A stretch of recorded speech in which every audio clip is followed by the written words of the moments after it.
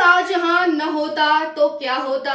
जी हाँ साथियों, अगर शाहजहां न होता तो शायद अर्जुमंद बानो बेगम से उसका विवाह न हुआ होता। अर्जुमंद बानो बेगम के 14 बच्चे नहीं हुए होते और 14वें बच्चे के समय उसकी मृत्यु न हुई होती। और सबसे महत्वपूर्ण कार्य जो शाहजहां के द्वारा किया गया, ताजमहल का निर्माण न हुआ होता। और आज वो इतना बड़ा टूरिस्ट का क्षेत्र है ताजमहल, शायद वो न होता, यूनेस्को विश्व धरोहर में शामिल नहीं होता और विश्व के देश उसे देखने नहीं आते। उदाहरण शायद आज न दिया जाता कि अगर प्रेम हो तो शाहजहां जैसा और मुमताज जैसा, जिसे मुमताज भी कहा जाता था, कि मुमताज जैसा जिसने प्यार की निशानी बनवा दी, जो आज विश्व भर में जानी जाती है। तो चलिए जानते हैं सारी जानकारी, सारे तथ्य परिणाम जानते हैं और बहुत ही आसान तरीके से इस टॉपिक को समझने की कोशिश करते हैं। ये तो एक बहाना है कि अगर शाहजहां न होता तो क्या होता। बाकी ये जो टॉपिक है हमारे एग्जाम के लिए मोस्ट इम्पोर्टेंट है। आप एग्जाम भी नहीं देते हैं, आप एक भारत के अवेयर नागरिक हैं। ध्यान से सारी वीडियो को और सारी नॉलेज को गेन करना, बहुत ही इंटरेस्टिंग टॉपिक है, बहुत मजा आएगा।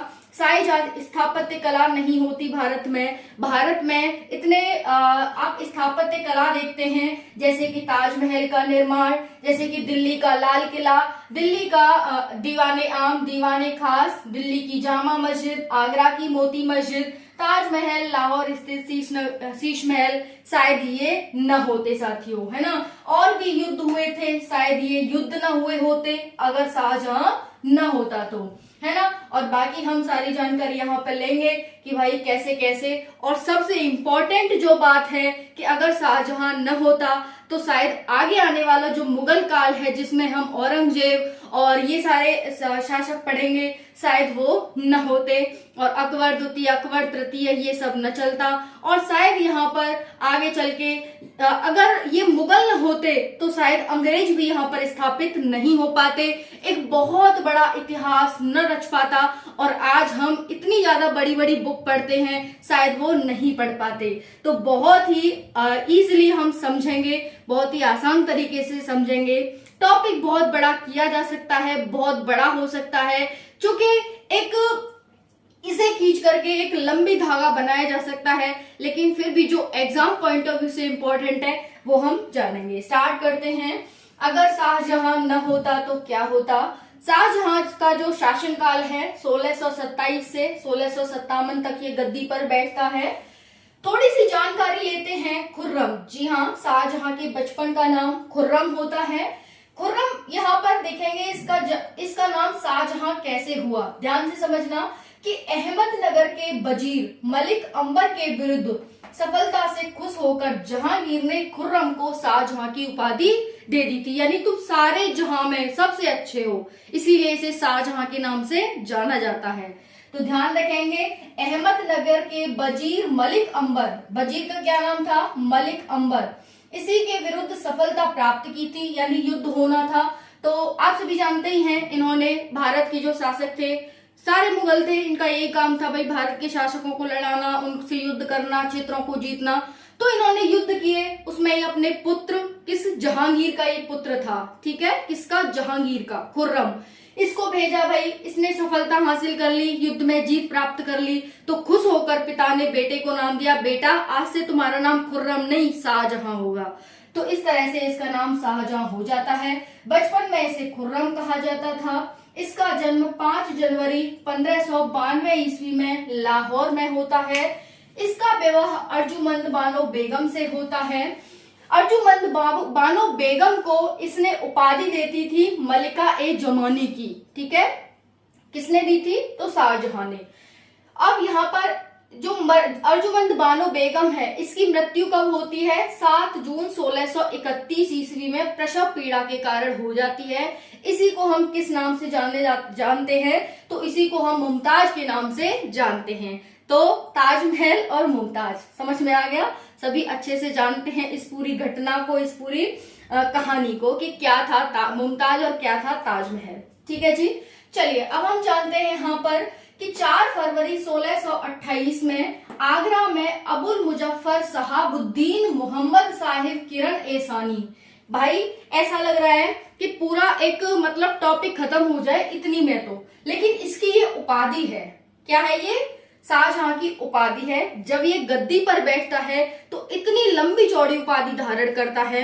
इतने में तो भाई हमारे जो हिंदू धर्म में तो 10 लोगों के नाम आ जाएंगे, इतने में इसने उपाधि धारण की थी। दोबारा से देखना, इसकी जो उपाधि है, आगरा में जब ये गद्दी पर बैठता है, अबुल मुजफ्फर सहाबुद्दीन मोहम्मद साहिब किरण एसानी, ये इसकी उपाधि है। इसको प्राप्त कर सिंहासन पर बैठा। इसके द्वारा किए गए कार्य, पहला है 14 बच्चे। भाई इसने शादी की किससे? अर्जुमंद बानो बेगम से, जिसे मुमताज के नाम से जाना जाता है। उससे इससे 14 बच्चे पैदा हुए। 14वें बच्चा हुआ तो इसकी मृत्यु हो गई, और फिर उसी की याद में जहां इसकी कब्र बनी हुई थी उसी के ऊपर इसने ताजमहल का निर्माण करवाया। तो 14 बच्चे नहीं होते अगर शाहजहां नहीं होता तो, और ताजमहल का निर्माण न हुआ होता। ठीक है, नेक्स्ट है ताजमहल का निर्माण न होता। बिल्कुल, ताजमहल की जो रूपरेखा बनाई वो उस्ताद ईसा ने बनाई, और निर्माण किसने किया? तो उस्ताद अहमद लाहौरी ने किया। दोनों अलग अलग चीजें, ध्यान रखना। मयूर सिंहासन का निर्माण न होता। जी हाँ, बिल्कुल, अगर शाहजहां न होता तो शायद मयूर सिंहासन का निर्माण न होता, और इसमें जो पितरादुरा का जड़ाऊ काम हुआ है शायद वो नहीं होता। जो ये है मयूर सिंहासन है, इसी के पीछे पितरादुरा का जड़ाऊ काम हुआ है। बहुत ही फेमस काम है, ये डिजाइन होती है, इसके लिए जाना जाता है। तो शायद ये नहीं होता। जो इसका मुख्य कलाकार था मयूर सिंहासन का, वो था बेबादल खां। समझ में आ गया? स्थापत्य कला का स्वर्ग युग कहा जाता है भाई शाहजहां के काल को, तो शायद ये स्थापत्य कला का स्वर्ग युग नहीं होता। जी हाँ, समझते हैं। देखो क्या किया था इसने, बहुत अच्छे अच्छे काम किए थे। काम में क्या किया था इसने? बहुत अच्छे अच्छे महल, घर, दीवारें बहुत अच्छी अच्छी बनवाई। चलिए पढ़ते हैं। दिल्ली का लाल किला इसी ने बनवाया। दीवाने आम, दीवाने खास, दिल्ली की जामा मस्जिद, आगरा की मोती मस्जिद, ताजमहल, लाहौर स्थित शीश महल इसी ने बनवाया। समझ सकते हैं इसके कामों को आप बहुत गहराई से। चलिए नेक्स्ट देखते हैं चित्रकारी। अगर ये न होता तो शायद चित्रकारी न होती। चित्रकारी में पितरादुरा का जो काम हुआ है, इसी तरह से और भी बहुत सारी चित्रकारी हुई। जैसे इसने यहाँ पर पितरादुरा की चित्रकारी करवाई है मयूर सिंहासन पर। तो ये जो चित्रकारी, जो इनके चित्रकार थे वो थे मोहम्मद फकीर और मीर हाकिम। मोहम्मद फकीर और मीर हाकिम। तो आपसे पूछ लिया जाए कि कौन कौन से मुख्य चित्रकार थे, तो बता सकते हैं आप कि ये थे। नेक्स्ट है युद्ध न होते। जी हाँ, धर्मट का युद्ध, सामूगढ़ का युद्ध, देवराई का युद्ध। आपसे पूछ लेता है एग्जाम में कि बताइए धर्मट का युद्ध कब हुआ, किस किस के बीच हुआ, या फिर किसकी विजय हुई, कौन हारा? तो देखिए धर्मट का युद्ध 15 अप्रैल 1658 ईस्वी को होता है। दारा और औरंगजेब के बीच होता है, इसी के पुत्र थे। और ये जो युद्ध हुए ये उत्तराधिकार के लिए हुए कि भाई हमें चाहिए उत्तराधिकार कि हमें चाहिए, तो इसी के बीच होते हैं। 15 अप्रैल 1658 को धर्मट का युद्ध होता है दारा और औरंगजेब के बीच, लेकिन इसमें औरंगजेब विजयी रहता है, दारा हार जाता है। दूसरा युद्ध होता है सामूगढ़ का युद्ध 29 मई 1658। ये भी दारा और औरंगजेब के बीच होता है। औरंगजेब जीत जाता है, दारा हार जाता है। फिर तीसरा युद्ध होता है, ये तो दारा की जान ही ले बैठता है। जी हाँ, देखिए यहाँ पर देवराई का युद्ध होता है मार्च 1659 ईस्वी में। इसमें दारा की मृत्यु हो जाती है, औरंगजेब जीत जाता है, उत्तराधिकार प्राप्त कर लेता है और गद्दी पर औरंगजेब बैठ जाता है। तो उत्तराधिकार के लिए लड़े गए युद्ध थे। समझ में आ गया सभी को? धर्मट, सामूगढ़ और देवराई का युद्ध। यहीं से समाप्त हो जाता है शाहजहां का पन्ना और शुरू हो जाता है औरंगजेब का पेज। ठीक है, यहाँ पर है साथियों कि 8 जून 1658 ईस्वी में औरंगजेब द्वारा किसको? शाहजहां को बंदी बनाकर आगरा के किले में कैद कर लिया गया, और कैदी के रूप में 8वें वर्ष इसकी मृत्यु हो जाती है 22 जनवरी 1666 ईस्वी में 74 वर्ष की अवस्था में। यानी पुत्र बना पिता की मौत का कारण। ये आज का टाइटल, ये आज की न्यूज की हेडलाइन कि पितृ पुत्र बना पिता की मौत का कारण, 74 वर्ष की उम्र में पुत्र ने ली पिता की जान। और 22 जनवरी 1666 में इसका पन्ना खत्म हो जाता है, पेज खत्म हो जाता है। यही था आज का हमारा टाइटल। और टाइटल आपको, जो हमारा टाइटल था, टैग था, वो समझ में आ गया होगा कि भाई कैसे कैसे क्या क्या हुआ। अच्छे से अगर आप शाहजहां पढ़ना चाहते हैं, इससे पूरी जानकारी आपको मिल जाएगी। ठीक है जी, थैंक यू सो मच।